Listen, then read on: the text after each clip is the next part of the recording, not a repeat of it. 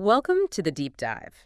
Today we're jumping into some pretty big news shaking up the digital asset world. That's right.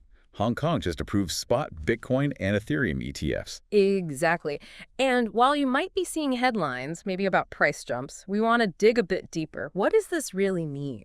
It might seem like just another crypto headline, but this move, approving ETFs that actually hold the Bitcoin, hold the Ethereum, it's significant. Big implications globally. Okay, let's clarify that first. A spot ETF, Bitcoin or Ethereum. Yeah. It's a regulated investment, right? Right. Instead of you buying and storing the crypto yourself, which can be, well, complicated. Yeah. You invest in this fund, and it holds the actual assets, like an ETF holding gold bars, but with crypto. Got it. So our mission today, understand why this Hong Kong approval isn't just local news, why it's a genuinely pivotal moment. It really is a milestone, especially for Asia. It's sending this loud and clear signal. A signal that the East is open for business, for institutional crypto. Precisely. Yes. And it's fascinating when you compare it to the West. The contrast. The US, Europe, they've been more hesitant, haven't they? The SEC, for instance. Definitely more cautious, citing investor protection, regulatory clarity concerns. It's been a slower process. So is Hong Kong trying to steal a march here? Position itself as the go-to crypto hub? Maybe challenge the traditional Western dominance? That's certainly how it looks, a very proactive stance. It seems like they're aiming to attract that crypto-focused institutional capital by offering a clearer, maybe more welcoming regulatory environment. Okay, let's talk about that capital. Because this isn't just about making it easier for individuals, is it? This opens the door for the big players. Oh, absolutely. Think about the sheer scale of institutional money in Asia. We're talking major banks, huge hedge funds, pension funds. Trillions under management. Exactly. And until now, their regulated options to invest in Bitcoin or Ethereum were, well, pretty limited. So these ETFs give them a proper compliant way in, without needing to deal with unregulated platforms or custody issues themselves. It's a familiar structure for them, an ETF. That makes a huge difference. It sounds like potentially unlocking a massive wave of investment.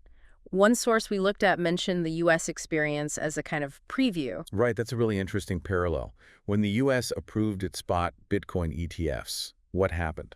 Bitcoin surged, didn't it? Past $73,000 at one point. It did. So if that was the impact from U.S. institutional access, you have to ask, what happens when you add Hong Kong as another major gateway, Right. especially for Asian capital? It could be a multiplier effect, potentially. Potentially, yes. Stepping back then, this feels like it's widening that gap, that divergence we've seen between how the East and West approach digital assets. I think that's right. You see this trend deepening. Hubs like Hong Kong and also, places like Dubai, Singapore, they're actively building frameworks for blockchain and digital assets. While the West is still, maybe, figuring things out. More cautious. Still navigating those regulatory complexities, leading to a, slower adoption curve for institutions, generally speaking. Which brings up a big question then. If Hong Kong's done this, will other major Asian financial centers feel pressure to follow suit? That's the multi-billion-dollar question, isn't it? If places like Singapore, maybe Tokyo, Seoul, start creating similar regulated pathways. Could that kick off a whole new phase? A bull run driven not just by retail hype, but by serious institutional money coming in from Asia? It's certainly a possibility many are now considering.